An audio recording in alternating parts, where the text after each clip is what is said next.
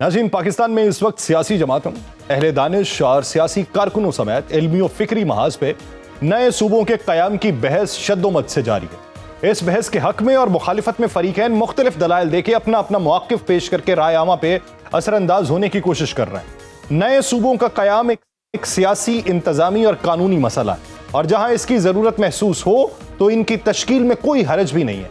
अगस्त के दूसरे हफ्ते में रुकने कौमी असम्बली रियाज फतियाना ने मुल्क के सबसे बड़े सूबे पंजाब की नई हदबंदी और एक नया सूबा बनाने का बिल कौमी असम्बली में पेश किया। उन्होंने आइन के आर्टिकल 51 और 59 में तरमीम का बिल पेश किया, जिसमें उन्होंने सूबा पंजाब की नई हदबंदी और नया सूबा मगरबी पंजाब तजवीज किया, जिस पर पंजाबी कौम परस्त सीख पा दिखाई देते हैं। उनकी इस तजवीज के बाद गोया पेंडोरा बॉक्स खुला और हर तरफ से नए सूबे बनाने की आवाजें बुलंद होने लगी।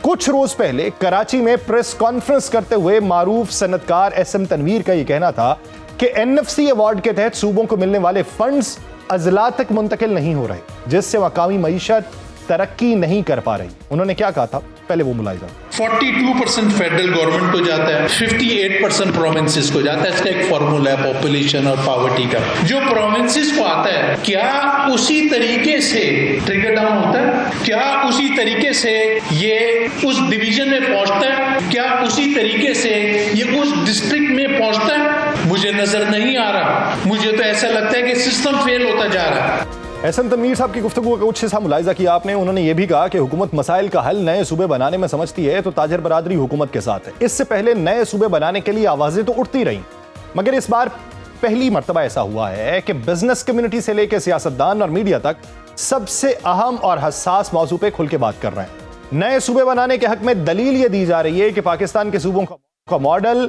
गैर हकीकी है, जैसे कि पंजाब दुनिया के 180 मुमालिक से बड़ा है, इसलिए नए इंतजामी यूनिट्स बनाए बगैर तरक्की के सफर पर गामजन होना मुमकिन नहीं है। इस हवाले से सबसे पहला मसला तो आईनी है और दूसरा मुआशी है। आइन की शिक 239 की झैली शिक 4 नए सूबे बनाने या किसी सूबे की हुदूद को असर नौ तश्कील देने के बारे में रहनुमाई करती है। इस शिक में दिए गए तरीकाकार के मुताबिक जब मुतल्लिका सूबे की असम्बली के अराकीन की कुल तादाद की 2/3 अक्सरियत सूबे की हुदूद में रद्दोबदल के हक में वोट डाल दे तो फिर पार्लियामान आईनी तरमीमी बिल मंजूर करके सदर ममलिकत को पेश कर सकती है। इसमें मसला यह है कि पंजाब की तकसीम पर बरसर इक़्तिदार जमात के लिए 2/3 अक्सरियत हासिल करना मुमकिन नहीं होगा। इसी तरह सिंध, बलोचिस्तान और खैबर पख्तूनख्वा की अक्सरियत या अरकान भी कभी अपने सूबों की तकसीम जो है वो नहीं चाहेंगे। तो ऐसे में नए इंतजामी यूनिट्स बनाने के लिए क्या तरीका कार इख्तियार किया जाए? मुल्क की बड़ी सियासी जमातों के लिए नए सूबों की हामी भरना और बहुत से सूबाई इख्तियारात में कमी करना एक मुश्किल काम दिखाई देता है। दूसरा अहम मसला मुआशी और सूबों में वसाइल की तकसीम से मुतल्लिक है। इस वक्त सूरत हाल ये है कि कौमी मालियाती कमीशन यानी NFC की तश्कील हर बार एक चैलेंज बन जाती है। तो अगर नए सूबे बन जाते हैं तो उनमें वसाइल की तकसीम का तरीकाकार क्या होगा, ये एक अहम सवाल है। NFC का जिक्र हो तो 18वीं तरमीम जरूर जेर बहस आती है। 2010 में मंजूर होने वाली उस तरमीम के बाद विफाक के अहम इख्तियारात सूबों के हवाले कर दिए गए थे, मगर मसला उस वक्त पैदा हुआ जब सूबे अहम शोबों में डिलीवर करने में नाकाम रहे। एक आम राय यह है कि 18वीं तरमीम के बाद पाकिस्तान में विफाकी हुकूमत के पास अवाम को डिलीवर करने का मार्जिन खत्म हो चुका है। मिसाल के तौर पे 716 अरब रुपए के बेनजीर इनकम सपोर्ट प्रोग्राम का क्रेडिट पाकिस्तान पीपल्स पार्टी लेती है, मगर यह रकम हर साल विफाक ने अदा करना होती है तो उससे विफाक पर माली बोझ गैर मामूली तौर पर बढ़ जाता है। खबरें यह हैं कि मुजव्वज़ा 27वीं आईनी तरमीम में सबसे अहम मामला 18वीं आईनी तरमीम की बहुत सी चीजों को रिवर्स करना है, यानी उस आईनी तरमीम के जरिए गवर्नेंस के स्ट्रक्चर को बड़े पैमाने पर तब्दील करने पर गौर हो रहा है, जिनमें नए सूबों की तश्कील के हवाले से आईनी तरीकाकार में तब्दीली भी शामिल हो सकती है। इस सूरत हाल का एक और मुआशी पहलू यह है कि नए सूबे बनेंगे तो अरबों रुपए उनके हेडक्वार्टर्स के ऊपर भी खर्च होंगे। सूबाई असेंबलीज बनेंगी, सेक्रेटरीट बनेंगे। गर्ज ये कि ना रुकने वाला सिलसिला शुरू होगा। बहुत सारे लोग कहते हैं मईशत की बेहतरी होगी, लेकिन सवाल यह है कि पाकिस्तान की मईशत फिल वक्त इस नौइयत की तकसीम जो है क्या उसकी मुतहम्मिल है? ताजिर रहनुमा SM तनवीर ने यह तजवीज पेश की थी कि डिवीजन और जिले की सतह पर मईशत को मुनज़्ज़म करने की जरूरत है।